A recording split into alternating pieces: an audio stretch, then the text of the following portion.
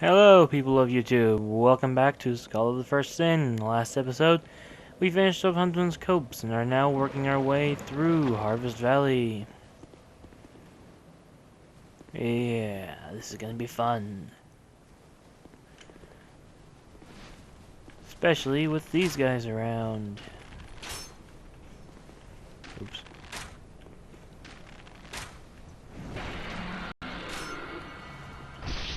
Ooh.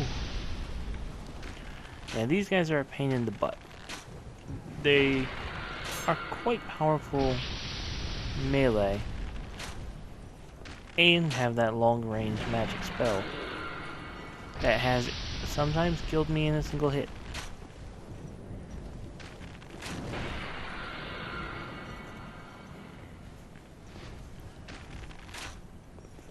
So yeah, I'm gonna be shooting this guy with some arrows for a little bit. Just because it's will kill him. Dodge back, go forward, continue to shoot him, shoot some more, dodge back, go forward. And yes, there are a lot, and I do mean a lot of items down there. And his last one finishes him off. So now we can progress down into Harvest Valley.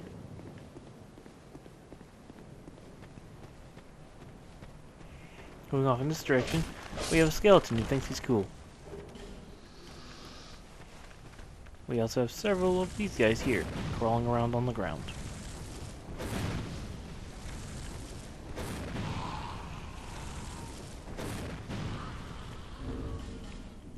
For this next section, I need my poison moss equipped, because I intend to get as many items as I can down here. The main problem with that is the poison gas. Stay in there too long and you will get poisoned. However, it takes forever to drain.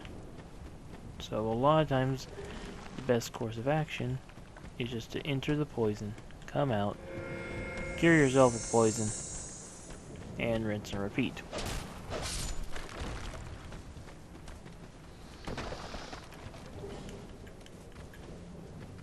This way you can run through,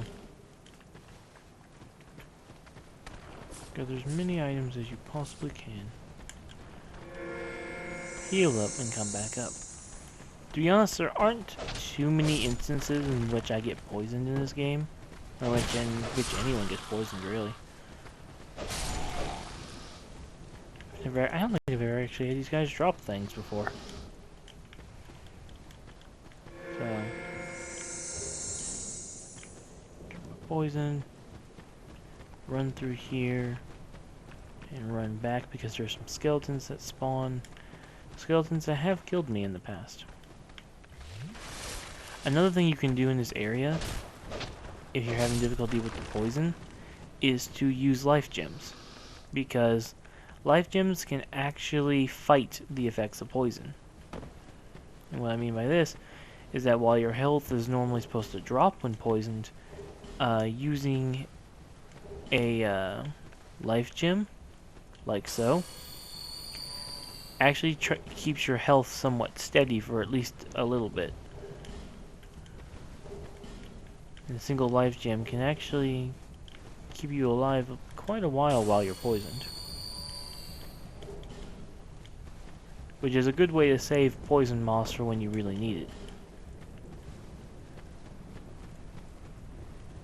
And then when the poison runs out, it'll continue to heal you. Poisoned again. Activate healing.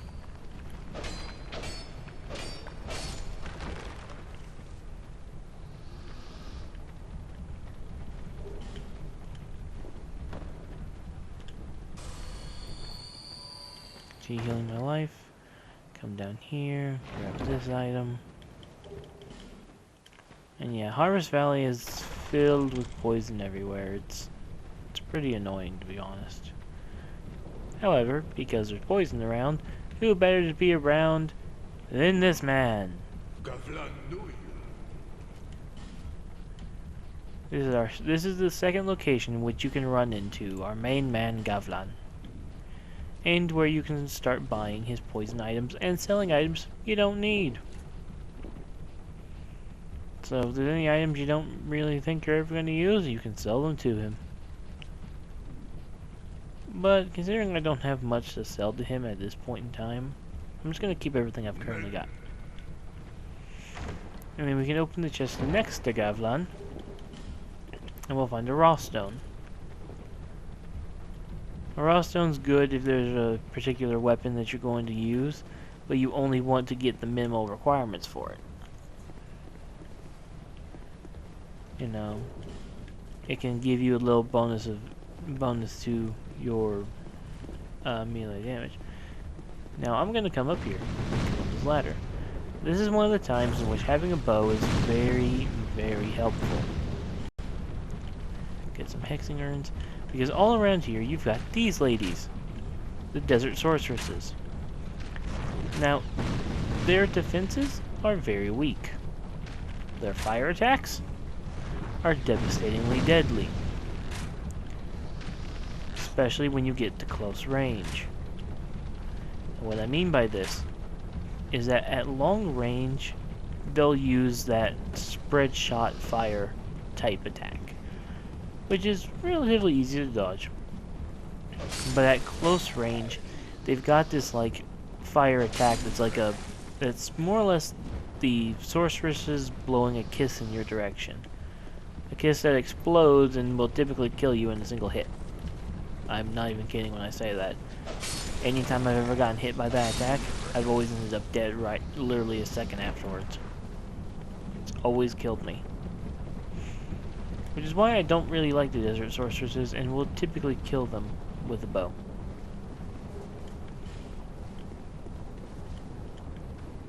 But so, pull this lever.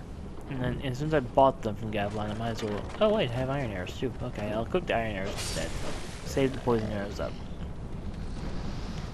But now that we've talked with Gavlan here, and met with him, he'll move on to his third location. Also, there's a bonfire right here. Gavlan's third location is down the path where we found Rosabeth. It's further down in that direction, in a couple areas later. And Gavlan will then start selling unlimited amounts of the items that he sells. Now this area is quite a pain in the ass. There are 3 crystal lizards here, all of which run in different directions and disappear really, really quickly. Getting them is quite a pain in the butt. I've sat here and I've tried killing them many times before, and it's taken me a good 10-15 minutes in the past to get all 3 of the lizards, because they start running the second you get within the area. Now the ones on the left and right, not too hard to get. It's the one in the center that's a pain in the ass. Namely due to the simple fact that the one in the center runs and then drops down into a poison-filled cave, where you can barely see anything. So you have to be quick about killing this one.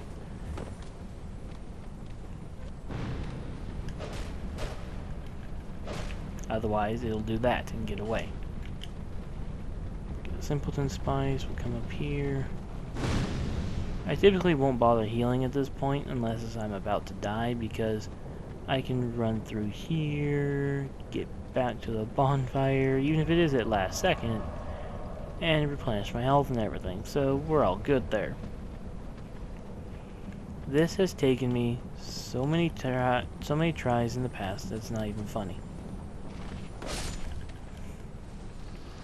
That there's your best chance of getting it done, is trying to jump down. Here we go. Fading Soul. I went in the wrong direction. This is why I'm not a big fan of this area of the freaking caves. Here we go. Also, that is a thing. Sometimes it's a good idea to follow bloodstains.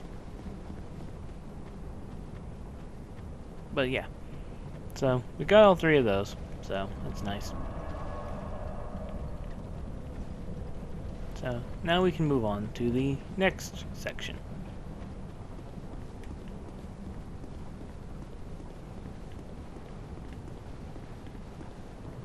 Now, doing one of these next parts is really kind of tricky. Now, getting through here is really easy. The big guy breaks through the wall. However, there's a wall behind him that has some additional items. You have to draw his aggro.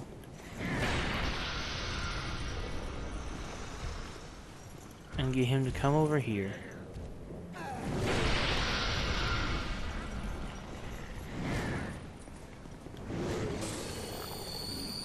And break down the wall. It's probably one of the most annoying things to do in this game, because a lot of times this guy will either stand in your way and you can't even get near the door, like so, or he'll simply refuse to come near you and break the wall. Come on. Come on. It's also annoying when... Ow. Damn it. I think their magic attack can actually blow up the wall. There it is. Okay. So yeah, that there is kind of how you have to do it. And there's a few items in here. The Old Knight Pike and Great Shield. So if you're going for an Old Knight playthrough, you'll need to get in here to get that weapon if you want it. The rest of the items are just kind of bonuses that you really don't need.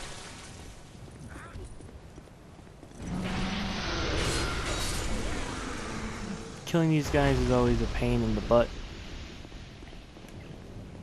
And we come down here. Whee! And we have another chest.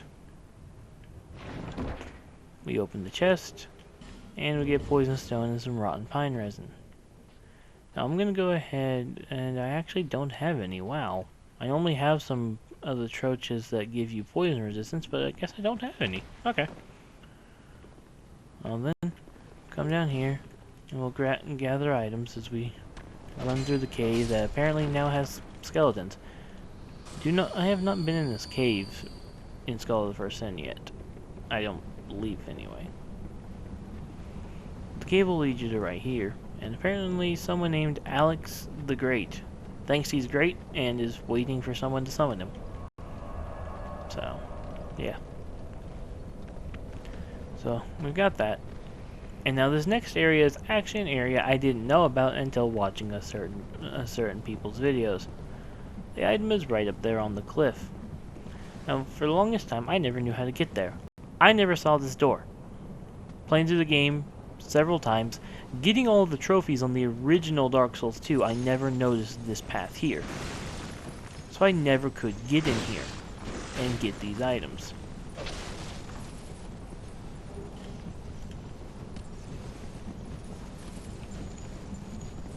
However, there are a ton, and I do mean a ton, of these guys that fill the area up. And up top, it's petrified something.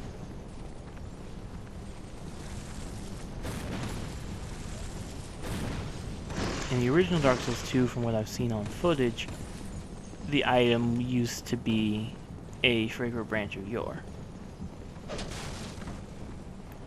And so getting all the items here is a bit of a pain. As far as I've been able to tell, one of your best strategies is more or less just run through like I did a while ago. Because notice these guys... Okay, never mind. I was about to say, notice these guys are a bit too fat to get into the room, but apparently they can if they actually force themselves in. They can actually fit.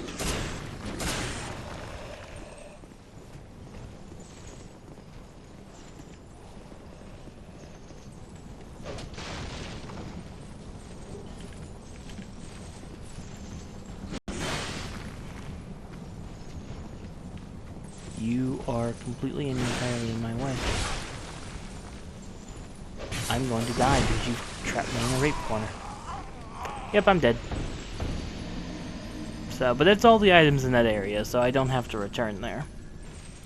And that area can be a pain in the butt.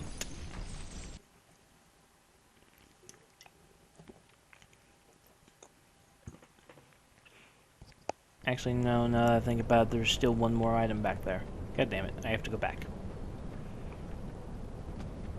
And we've got time to do that. So, I don't remember what the item is, so I don't remember if it's important or not. Which is why I'm going through the trouble of actually trying to get it. Oh, I think we've got, yeah, we've got an item over here too.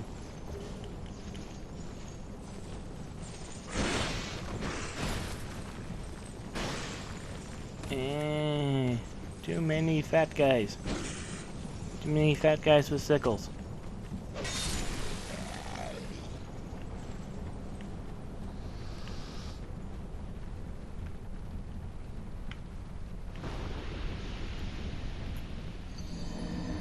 Okay, that's apparently a pit of death.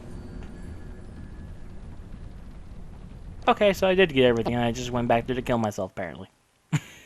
I did not know that was a pit of death. That was my bad. That was entirely my bad.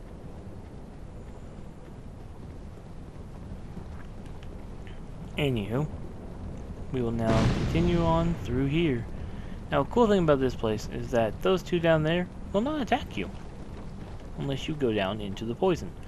You also want to stay close to the tower because there's a freaking lady on a balcony that's shooting fireballs down.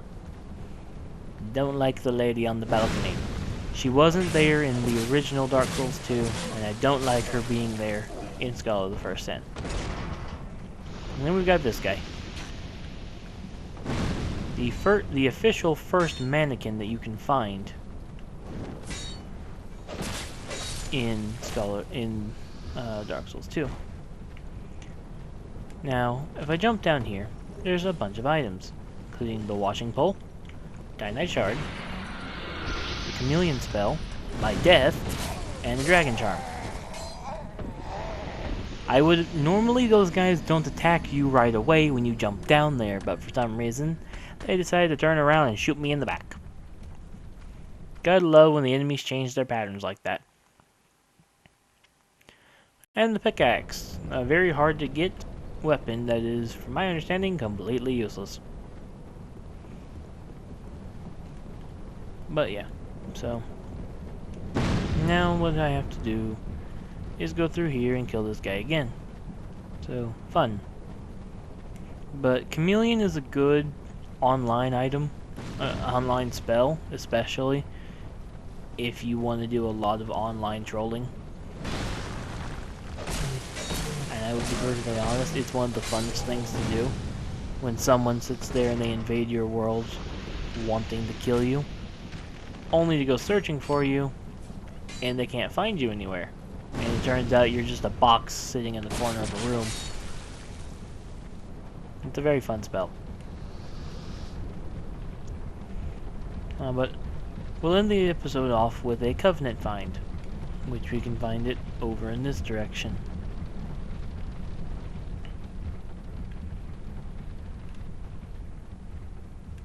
Right over here, we find this here statue. If you kneel at this statue, you can enter the Era of Sunlight Covenant, which I'm going to go ahead and enter because it doesn't do anything unless you agree to join people. And then you have the most famous gesture in the entire game. The one that all fans recognize, the Praise the Sun. And so, right here, while in front of the statue of the Sunlight Covenant, this is where we will end the video. So I hope you all had a nice time. The only reason the videos are going to be a little bit shorter than usual is because of the fact that we're not too far from the boss, and I don't want to be in the middle of the boss fight and having to end the video. So I hope you all enjoyed, and I hope to see you all in the next video. So long.